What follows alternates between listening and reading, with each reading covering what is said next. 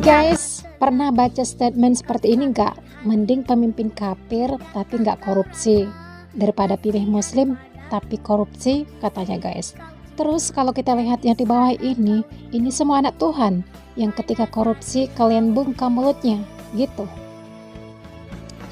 Para maling berdasi yang nikmati hasil alam negeri ini, rakyat yang dipaksa bayar pajak gitu.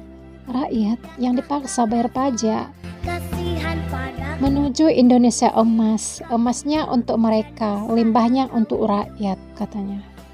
Gimana pendapat kalian guys? Korupsi itu bukan maling Pak di dalam Islam. Iya. Maling itu hukumannya adalah potong tangan. Iya. Korupsi nggak, hukumnya potong tangan Pak.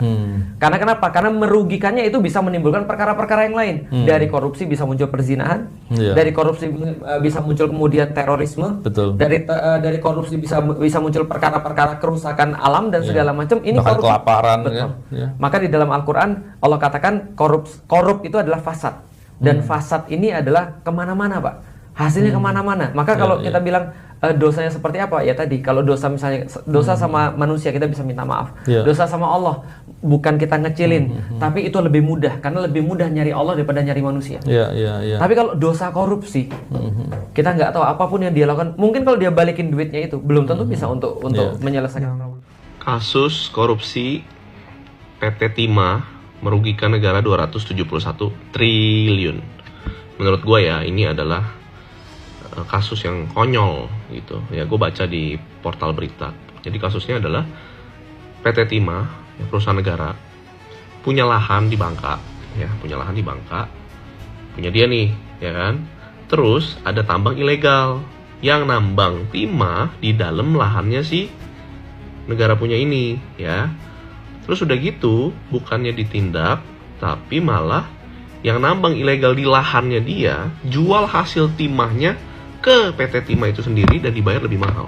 Coba, apa nggak konyol banget gitu ya? Istilahnya gini, lu punya rumah lu kemalingan, ya, TV diambil, sofa diambil, ya, AC diambil. Habis itu barang curiannya itu dijual lagi ke si yang punya rumah itu, dibeli lagi, ya, barang lu sendiri dicuri, lu beli lagi dengan harga lebih mahal. Goblok nggak?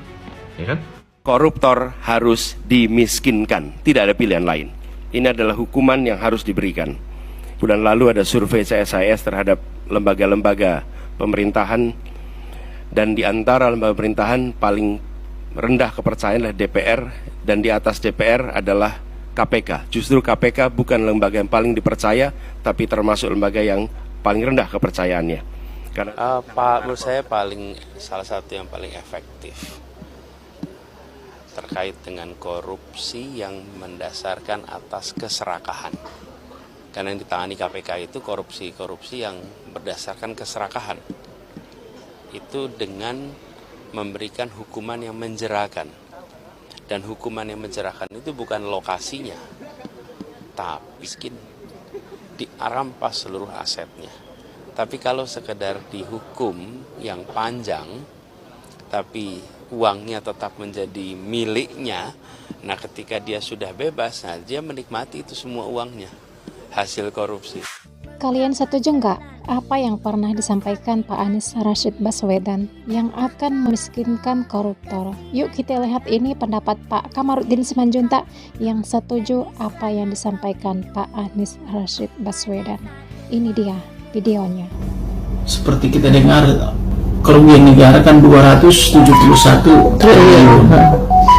Jadi inilah waktunya bagi negara bersikap tegas, dihukum mati saja atau setidak-tidaknya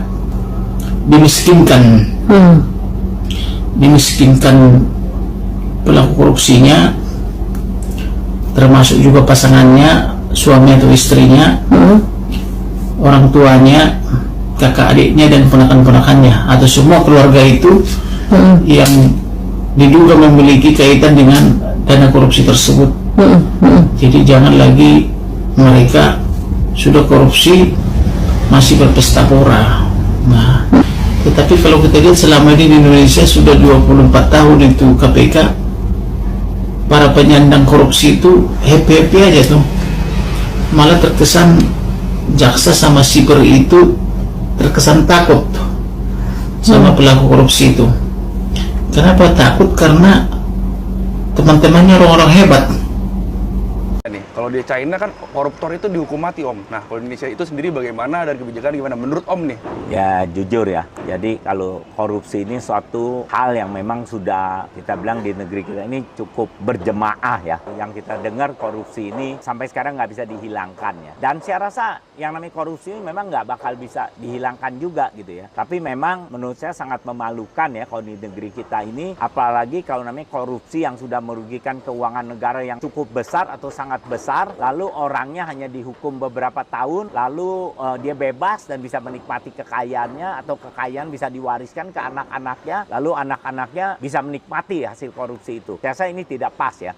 Jadi kalau saya pikir satu-satu cara yang baik ya, kita kan negara yang memang kalau kita bilang di China itu dihukum mati ya. Ya kalau saya sih lebih prefer ya, di Indonesia ini kan kita sempat bicara soal restoratif justice ya. Tapi bukan hanya mengembalikan hasil korupsi itu. Sebenarnya kita harus lihat psikologi orang korupsi itu karena dia haus kekayaan gitu, rakus lah kira-kira. Kalau bisa ya penaltinya saya rasa masyarakat akan lebih takut ya kalau misalnya dimiskinkan. Bukan hanya orang yang korupsi, tapi mungkin ya kita bilang anaknya atau kali itu udah jatuh ke cucu, misalnya orang tua ada terbukti korupsi, ya dimiskinkan. Saya rasa itu yang lebih baik ya. Tapi ya tentu kita harus pegang asas hukum berkeadilan ya. Jadi kecuali anaknya bisa membuktikan bahwa dia mendapat kekayaan itu bukan dari orang tuanya ya fair. Tapi kalau emang dia mendapatkan dari orang tuanya walaupun bukan dia yang berbuat, menurut saya wajar aja kalau dia dimiskinkannya.